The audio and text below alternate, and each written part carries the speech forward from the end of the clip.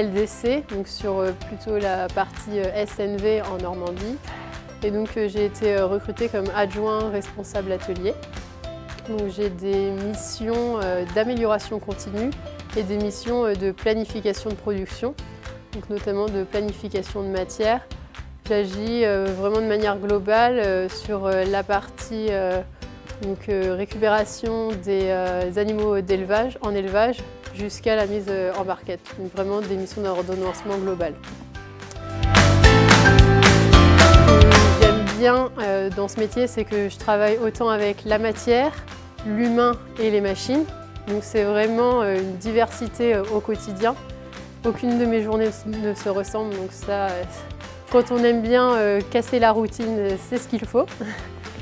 Et par les projets en fait, d'amélioration continue, j'ai la possibilité du coup, de travailler avec les humains et d'interagir, de faire de la formation, mais également d'améliorer les process de production. Et c'est vrai que quand on sort de l'école, c'est intéressant de pouvoir toucher à toutes ces notions-là et toute cette partie terrain qu'on cherche souvent à la sortie de l'école pour pouvoir avoir des choses concrètes qui nous parlent.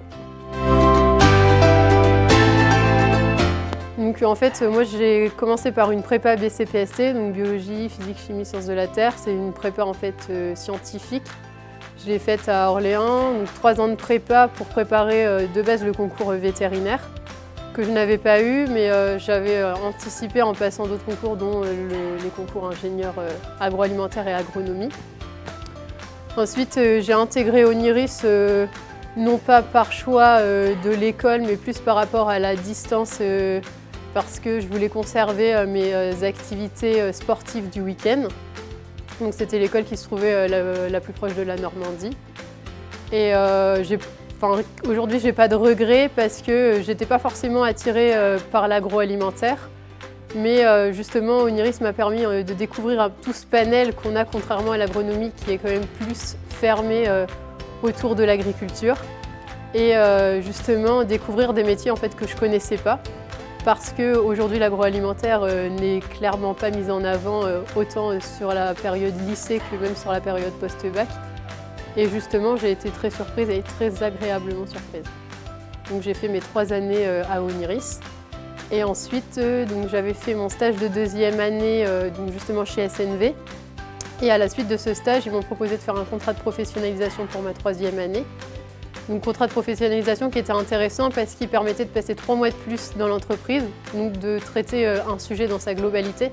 Ce qui était aussi vraiment enrichissant et gratifiant pour la présentation de la soutenance parce qu'on avait des résultats à apporter, chose qu'on n'a pas toujours quand on fait un stage du fait que la durée soit plus courte.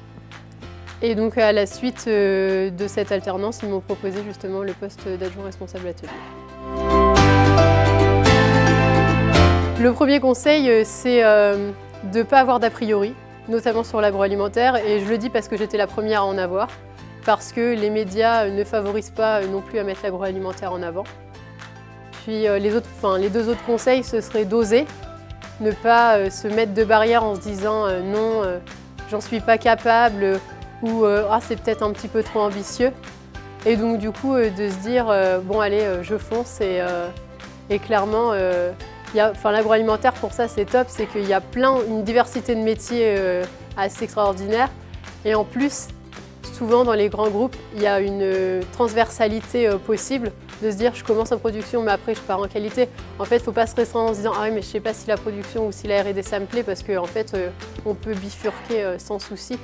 Et donc du coup, cette possibilité-là qu'on a en agroalimentaire, par exemple en agronomie, on ne la retrouve pas forcément. Donc osez et ne vous mettez pas de barrières et donnez-vous au maximum.